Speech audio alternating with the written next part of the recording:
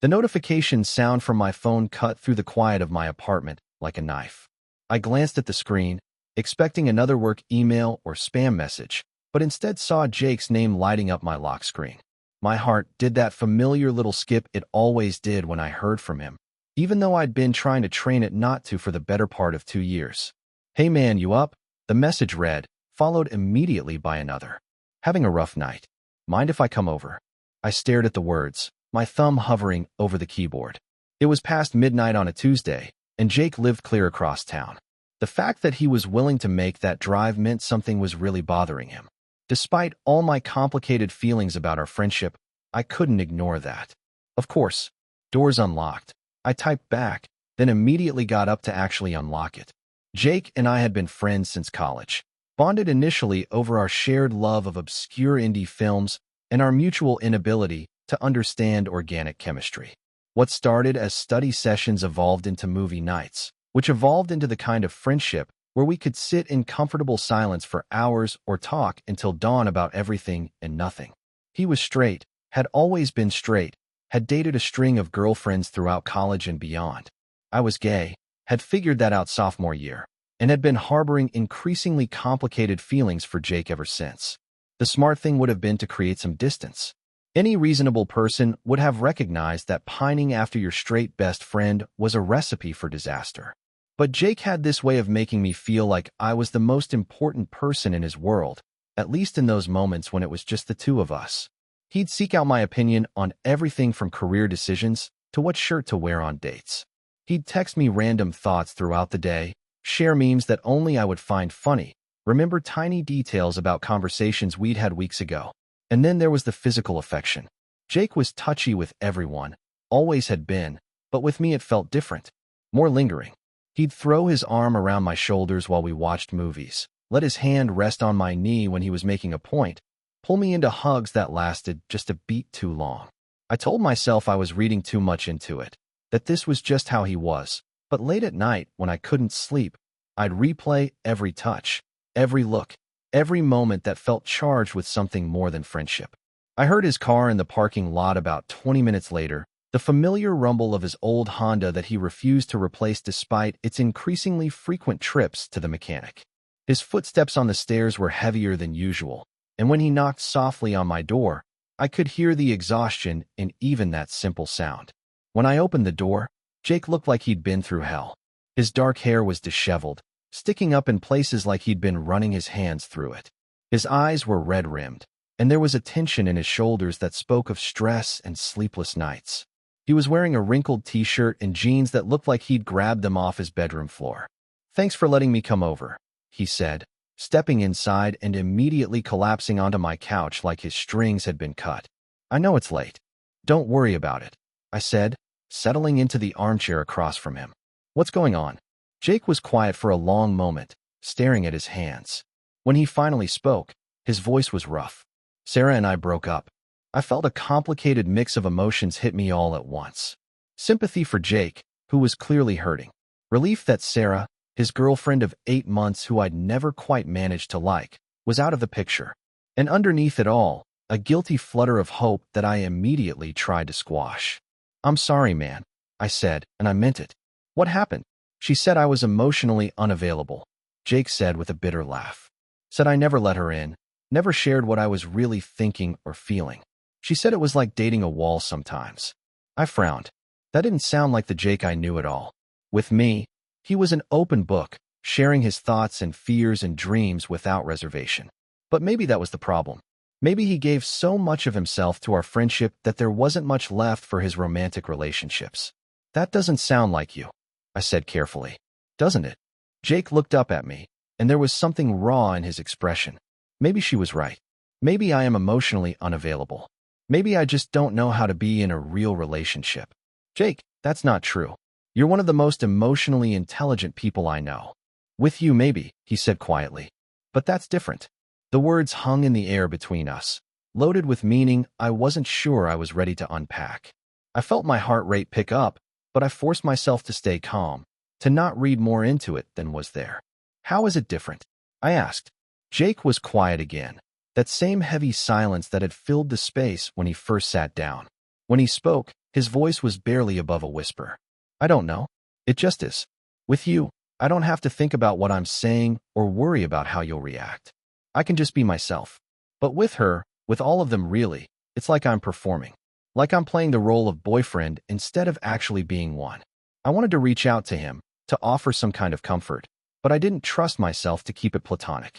Instead, I leaned forward in my chair, trying to project calm support. Maybe you just haven't found the right person yet, I said. Maybe, Jake said, but he didn't sound convinced. Or maybe there's something wrong with me. Maybe I'm just not built for relationships. There's nothing wrong with you, I said firmly. You're just figuring things out. Everyone does that at their own pace.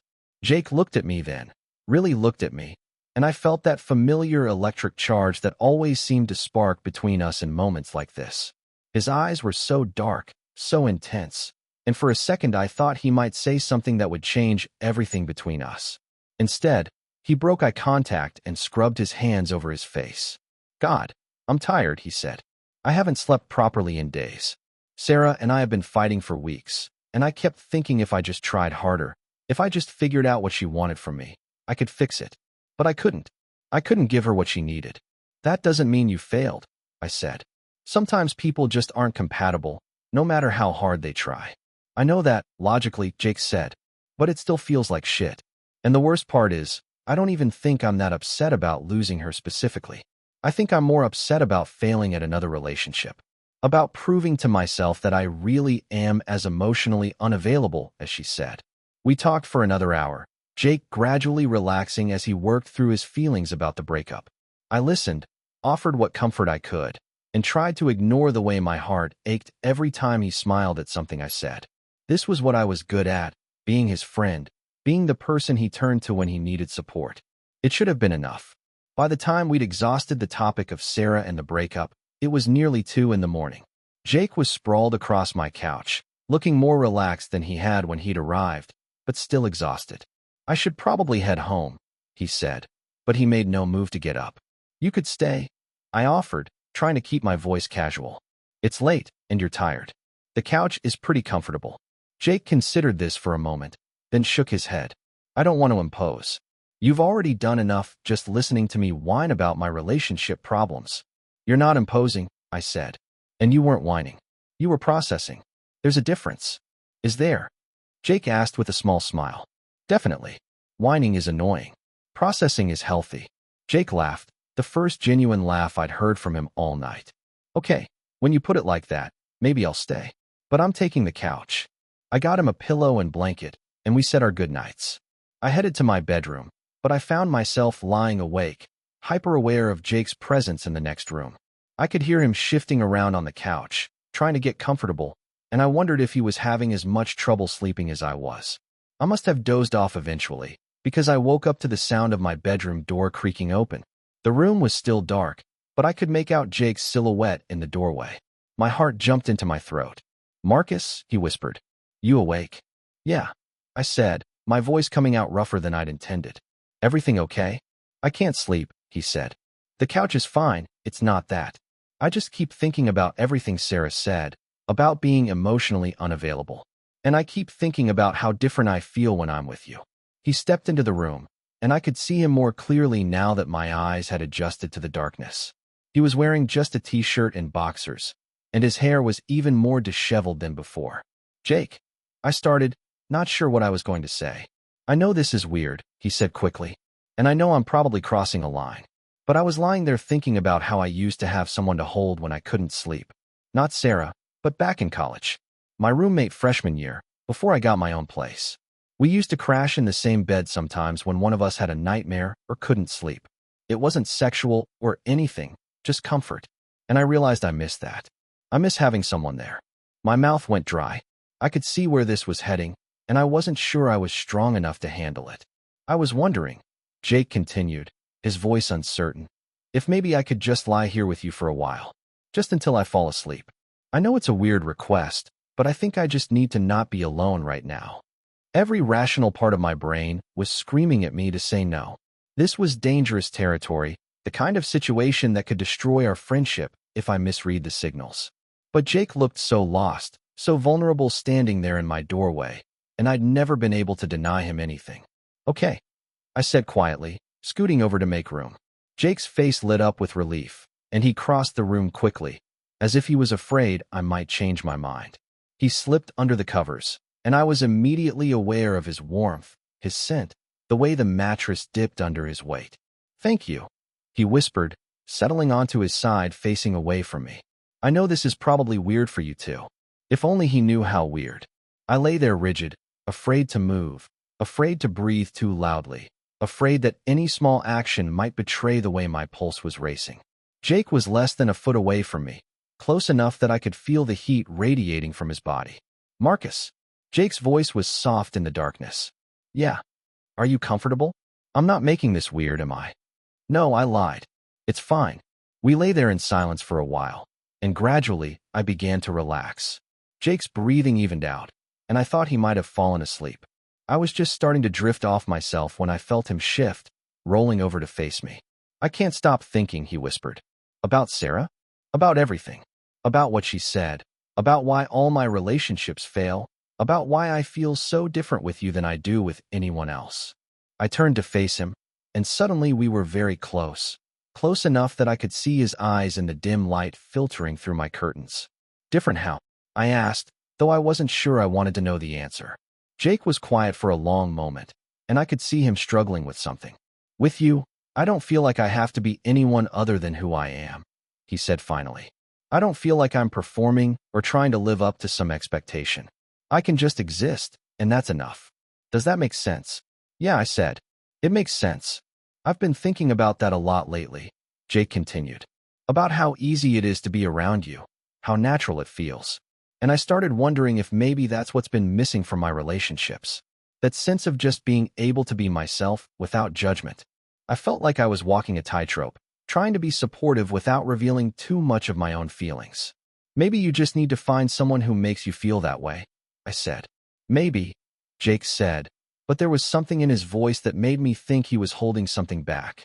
We fell quiet again, but this time the silence felt different, charged with unspoken words and possibilities.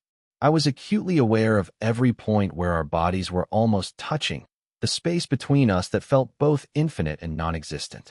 "Marcus." Jake's voice was barely audible. "Yeah. Can I ask you something? And will you promise to give me an honest answer?" My heart started racing again. "Okay. Do you think there's something wrong with me? Relationship-wise, I mean. Do you think I'm really as emotionally unavailable as Sarah said?" I turned the question over in my mind, trying to find the right words. The truth was complicated. Jake wasn't emotionally unavailable, not with me. But maybe that was part of the problem.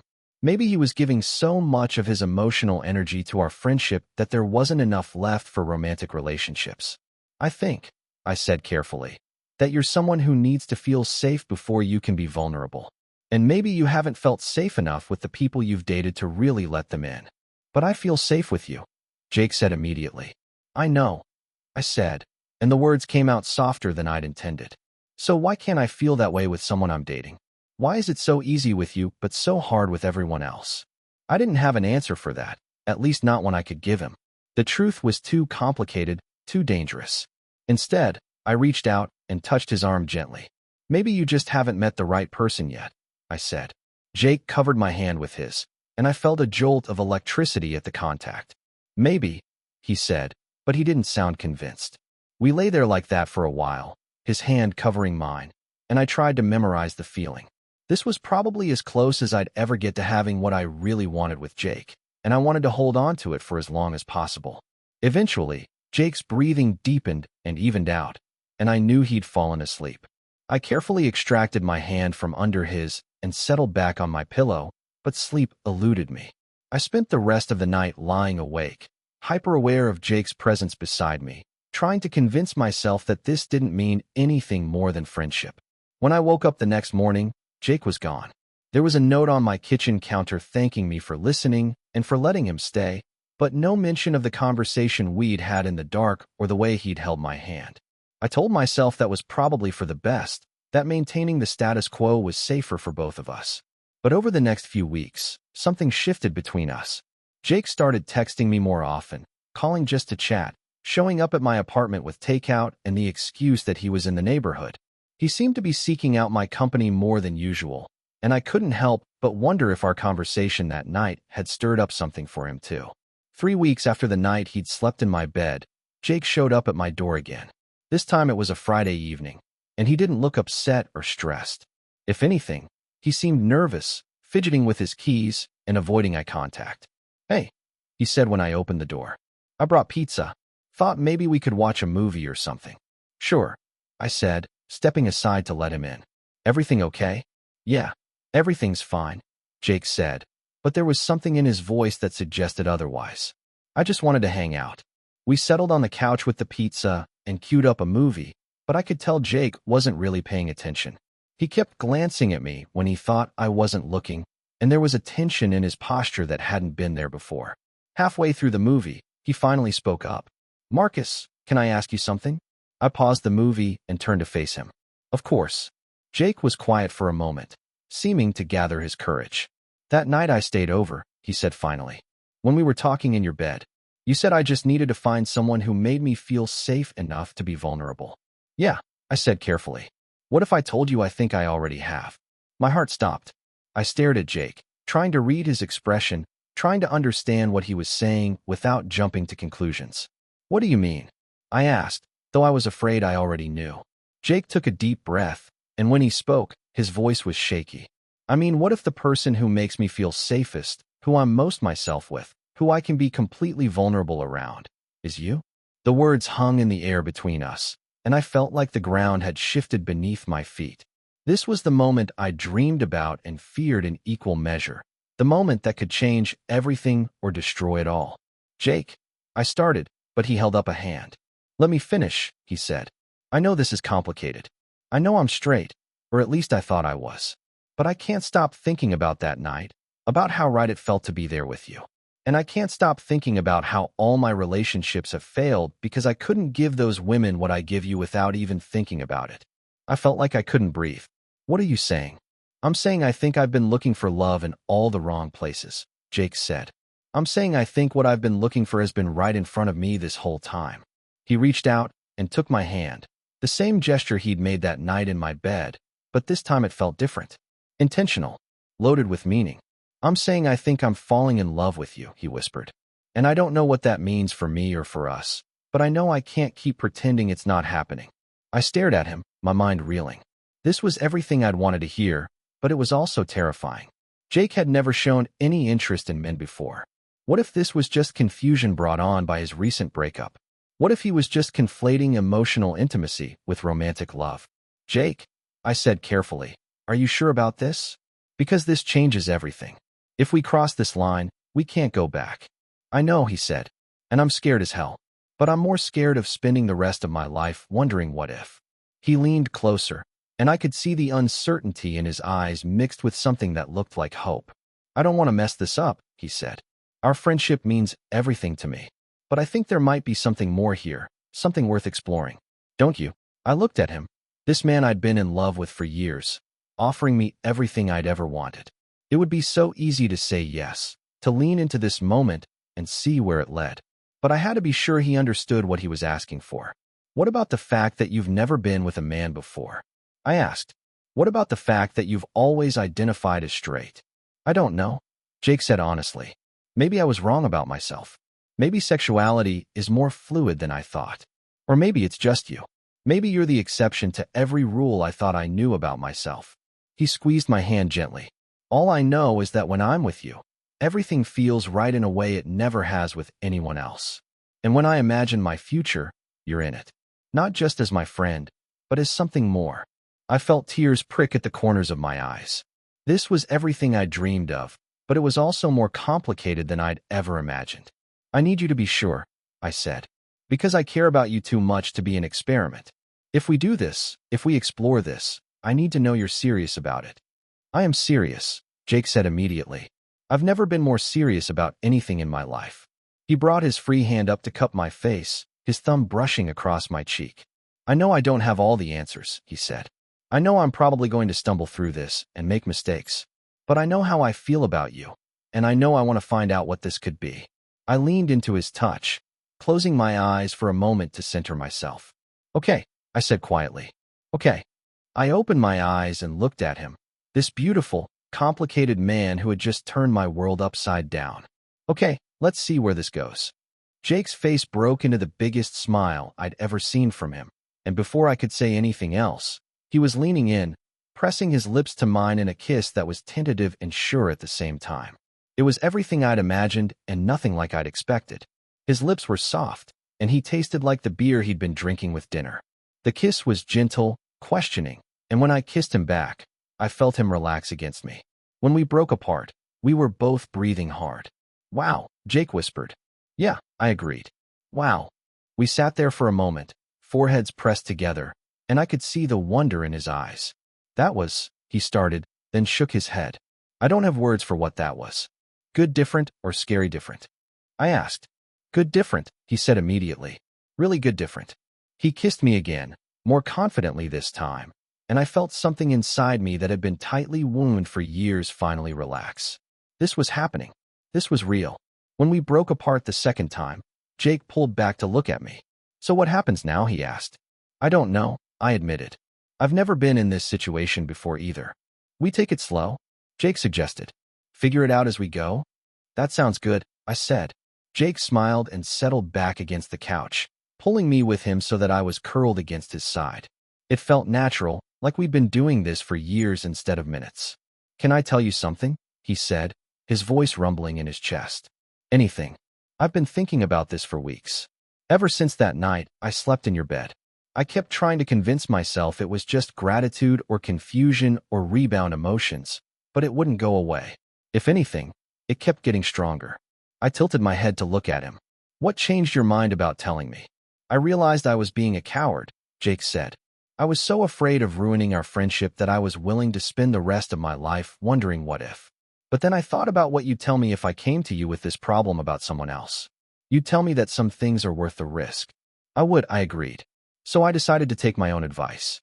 Well, your advice. Whatever. I laughed, and Jake grinned down at me. I love that sound, he said. I love making you laugh. You've always made me laugh. I know, but now I can say it without it being weird. We settled into comfortable silence, and I let myself enjoy the feeling of being held by him, of having this thing between us finally out in the open. It felt surreal, like I might wake up at any moment and discover it had all been a dream. Marcus. Jake's voice was soft. Thank you. For what? For being patient with me. For letting me figure this out at my own pace. For not giving up on me even when I was too scared to see what was right in front of me. I pressed a kiss to his chest, right over his heart. Thank you for being brave enough to tell me, I said. We stayed like that for the rest of the evening, talking quietly about everything and nothing, stealing kisses when the mood struck us, slowly adjusting to this new dynamic between us. It felt both completely new and like the most natural thing in the world. When it got late, Jake asked if he could stay again, and this time there was no pretense about the couch. We went to my bedroom together, and while nothing happened beyond kissing and holding each other, it felt monumental. This was us choosing each other, choosing to see where this path might lead. As I drifted off to sleep with Jake's arms around me, I thought about how strange life could be. How sometimes the thing you want most is right there waiting for you, but you have to be ready to see it. How sometimes love doesn't look the way you expect it to, doesn't follow the rules you think it should.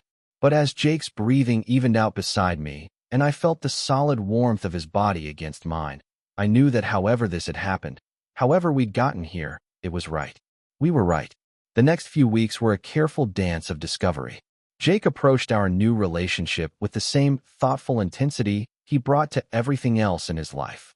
He asked questions, lots of them, about what I liked, what I wanted, what this all meant for both of us. He was clearly out of his depth in some ways, but he was trying so hard to get it right that it made my heart ache. We took things slowly, spending most of our time just talking and getting used to the idea that we could touch each other, kiss each other, be affectionate in ways we'd never allowed ourselves before. Jake was fascinated by the small intimacies, the way I'd run my fingers through his hair while we watched movies, the way he could pull me closer when we were sitting together without having to worry about sending mixed signals. I keep waiting for it to feel weird, he told me one evening as we lay in bed together, his fingers tracing patterns on my chest. But it doesn't. It just feels right. Are you disappointed that it doesn't feel weird? I asked. No, he said immediately. The opposite. I'm relieved. I was worried I'd been lying to myself, or that I was just confused because of the breakup. But this doesn't feel like confusion. It feels like coming home. 3 months into our relationship, Jake met me for lunch with a strange expression on his face. "I have something to tell you," he said as soon as we sat down. My stomach dropped. Okay. I ran into Sarah yesterday. I tried to keep my expression neutral, but Jake must have seen something in my face because he reached across the table and took my hand. "It's not what you think," he said quickly. "She asked how I was doing, if I was seeing anyone. And I told her about you." "You told her about us?" "I told her I was in a relationship with someone who made me feel like myself," Jake said. "I told her I finally understood what she meant about emotional availability, because I'd found someone I could be completely open with." "What did she say?" Jake smiled. "She said she was happy for me. And then she said something that really stuck with me." "What?" "She said she always felt like I was holding back with her, like there was a part of me that was already committed to someone else. She said she could never figure out who, but now it made sense." I stared at him. "She knew?" "She suspected," Jake said. "She said looking back, it was obvious that my heart was already taken. She just didn't realize it was by my best friend." We sat with that for a moment. The idea that what we had been visible to others even when we couldn't see it ourselves. "How do you feel about that?" I asked. "Honestly, relieved," Jake said. "It explains so much about why my relationships never worked. I was never fully present because part of me was always with you." He squeezed my hand. "I'm glad I don't have to split myself anymore," he said. "I'm glad I can just be all in with you." 6 months in, Jake brought up the idea of moving in together. We were spending most nights together anyway, alternating between his place and mine, and it seemed like a natural next step. But I wanted to make sure he'd thought it through. "Are you sure you're ready for that?" I asked. "Living together is different from just spending the night." "I know," Jake said, "but I want to build a life with you. I want to wake up next to you every morning and come home to you every night. I want us to have a place that's ours." The way he said it, with such certainty and conviction, made my chest tight with emotion. "Okay," I said. "Let's find a place." We spent the next month apartment hunting, and it was both fun and revealing.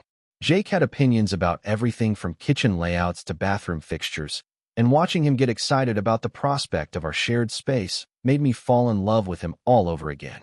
We found a 2-bedroom apartment with a balcony and good natural light, and Jake insisted on the second bedroom even though we'd be sharing the master. "For guests," he said when I asked about it, "and maybe an office space. I want us to have room to grow." Room to grow. I liked the sound of that. The day we moved in together, Jake's parents came to help. I'd been nervous about seeing them, wondering how they'd react to their son's relationship with another man, but they welcomed me with the same warmth they always had. If they were surprised by the turn our friendship had taken, they didn't show it. "We always liked you," Jake's mom told me while we were unpacking boxes in the kitchen. "And Jake's happier than I've ever seen him.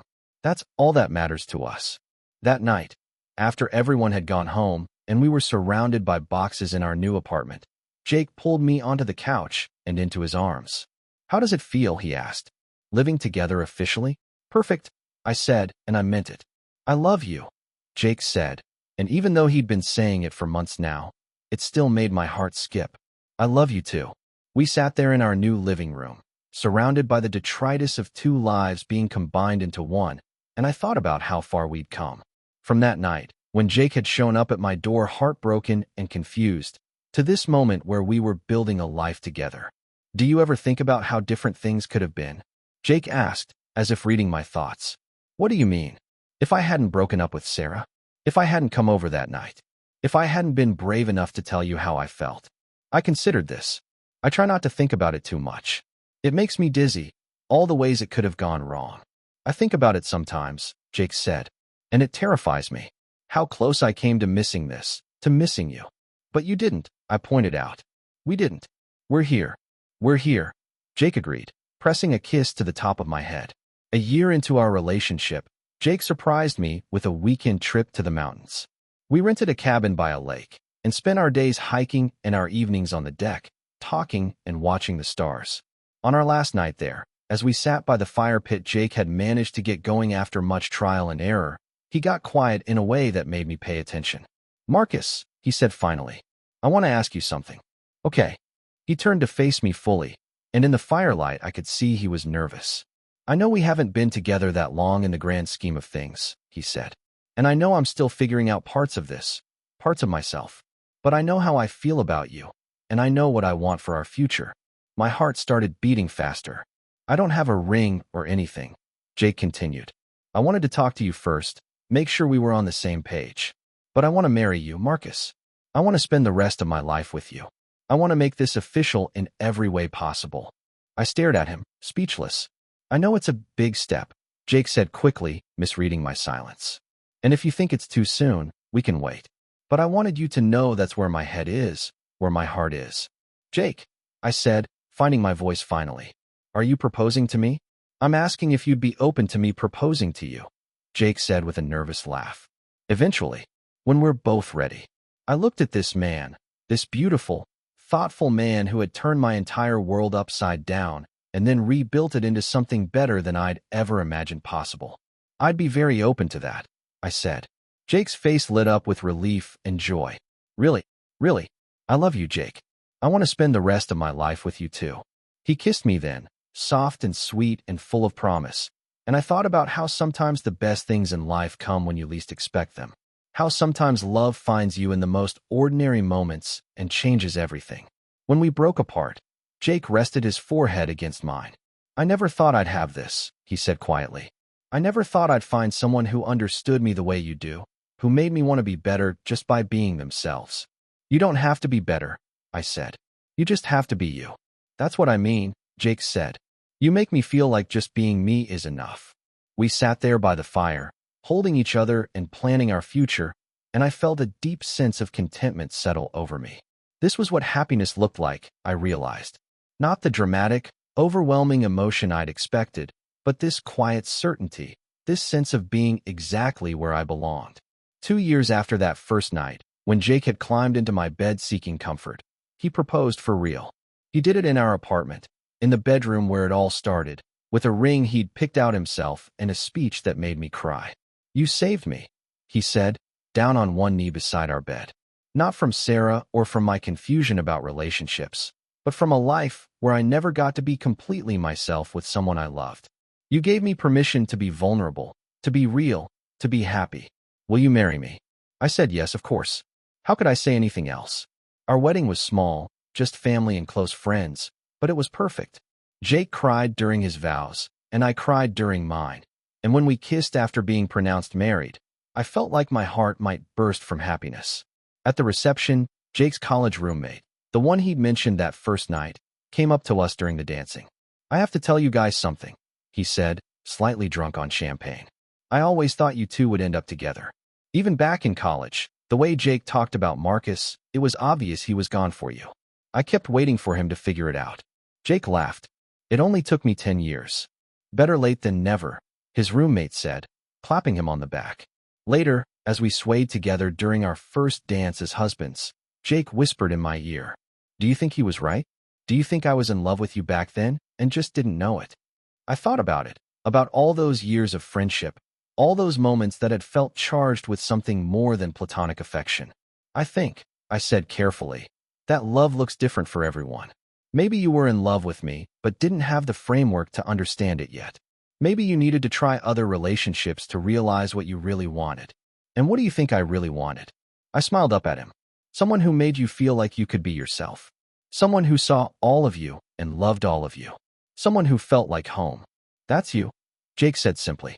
That's always been you. That's always been you too, I said. We danced until late, surrounded by the people who loved us, celebrating this thing we'd built together.